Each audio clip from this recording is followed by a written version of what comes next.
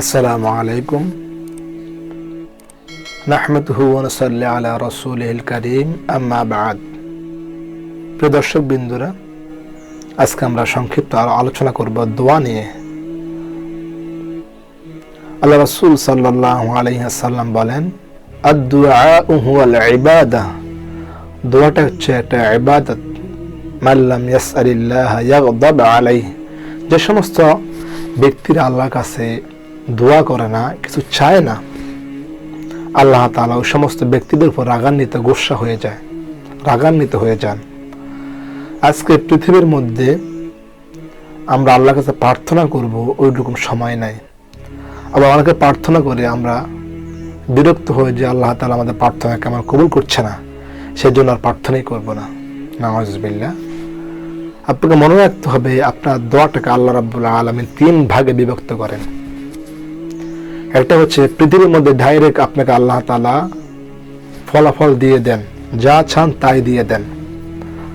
আবার হচ্ছে আপনি যখন কোনো বিপদে পড়ে যাবেন, সমস্যায় পড়ে যাবেন, তখন আল্লাহ তাআলা আপনার এই দোয়ার মাধ্যমে আপনাকে ওই বিপদ থেকে বাঁচিয়ে দিবেন। আর কিছু অংশ পরকালীন জীবনে আপনার জন্য রেখে দেন, যখন আপনি জাহান্নামে চলে যাবেন, ওই দোয়াকে আল্লাহ রাব্বুল আলামিন উসিলা করে আপনাকে জান্নাত দিয়ে দেবেন। সুবহানাল্লাহ। তো এই দোয়ার জন্য আমরা বিভিন্ন পীর সাহেবের কাছে চলে যাই, বিভিন্ন মানুষের কাছে চলে যাই। আমি বলবো, দোয়ার সবচেয়ে বড় ভান্ডার হচ্ছে আপনার পিতামাতা। তাদের কাছে দোয়া চান, তারা যাই বলবে তাই কবুল হয়ে যাবে, বিন্দু পরিমাণ কোনো সন্দেহ নাই। আপনার পিতামাতা খুশি, আল্লাহ তাআলা খুশি। আপনার পিতামাতা অসন্তুষ্ট, আল্লাহ তাআলা অসন্তুষ্ট। তো সেই জন্য এই দোয়া করার কিছু নিয়ম শৃঙ্খলা রয়েছে, দোয়া কবুল হওয়ার কিছু মাধ্যম রয়েছে। আপনি যদি অপবিত্র খাদ্য খান, হারাম খাদ্য খান, আপনার দোয়া কবুল হবে না। দোয়ার পূর্বে যদি আপনি দুরূদ শরীফ পাঠ না করেন, আপনার দোয়া কবুল হবে না। দোয়াটা যদি আপনি মনোযোগ সহকারে, ভক্তির সহকারে দোয়াটা না করেন, সেটা কবুল হবে না। তো সেই জন্য এই 3টা শর্ত অবশ্যই মানবেন। হালাল খাদ্য খাবেন, আল্লাহ তাআলার কাছে মনোযোগ সহকারে, কান্না করে, কান্না যদি না আসে কান্না ভান করে দোয়া করতে হবে, এবং দোয়ার পূর্বে অবশ্যই আপনাকে দুরূদ শরীফ পাঠ করতে হবে। এই 3টা টিপস ফলো করে আপনাকে অবশ্যই দোয়া করতে হবে। সম্মানিত হাজিরিন, দোয়া কবুল হওয়ার কিছু নির্দিষ্ট সময় রয়েছে। যার একটা হচ্ছে যখন মানুষ তাহাজ্জুদ নামাজ পড়ে শেষ সাথে, ওই সময় যদি আপনি দোয়া করেন, সেটা কবুল হওয়ার সম্ভাবনা অনেক বেশি। আবার যখন বৃষ্টির সময় প্রার্থনা করবেন, সেটা কবুল হওয়ার সম্ভাবনা অনেক বেশি। ইফতার সামনে রেখে আজানের পূর্ব মুহূর্তে আপনি যদি দোয়া করেন, সেটা কবুল হওয়ার সম্ভাবনা অনেক বেশি। আজান এবং আকামতের মধ্যবর্তী যে সময় রয়েছে, সেই সময় যদি আপনি দোয়া করেন, সেটা কবুল হওয়ার সম্ভাবনা অনেক বেশি রয়েছে।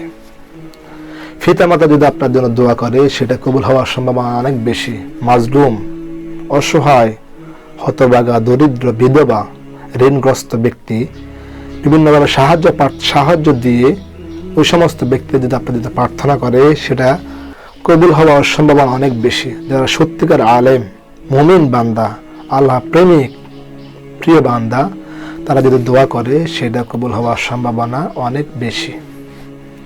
আবার আপনি যদি জীবনে অসংখ্য অগণিত গুনাহ করে, নিজেকে অপরাধী মনে করে, খালেস তওবা করে আল্লাহর কাছে প্রার্থনা করেন, সেটা কবুল হওয়ার সম্ভাবনা অনেক বেশি রয়েছে। তো দোয়া কবুল হওয়ার জন্য আপনাকে অবশ্যই ছোট হতে হবে, আপনাকে ভদ্র সহকারে বসতে হবে, হাত উত্তোলন করতে হবে, কান্না করতে হবে, কান্না না আসলে কান্না ভান করতে হবে। সমস্ত অপরাধ থেকে নিজেকে অপরাধে মনে করে খালাস তওবা করতে হবে, তখনই এই দোয়াটা কবুল হওয়ার সম্ভাবনা অনেক বেশি রয়েছে। দর্শক বিন্দু, তো এই দোয়া আমরা অনেকে করি না, দোয়া পড়া আমাদের সময় নাই। সম্মানিত হাজিরিন, এই দোয়াটুকুন যখন করবেন, তখন আল্লাহ তাআলা আপনাকে বিপদ থেকে বাঁচিয়ে দিবেন। পরকালীন জীবনে দোয়ার উসিলাতে আল্লাহ তাআলা হয়তো আপনাকে জান্নাত দিয়ে দিবেন, হয়তো আপনার যা চাচ্ছেন তাই দিয়ে দিবেন। তো এই দোয়া নিয়ে হতাশ হওয়ার কোনো কারণ নাই, চিন্তা করার কোনো দরকার নাই। সেজন্য আপনার মন প্রাণ থেকে খুলে দোয়া করবেন।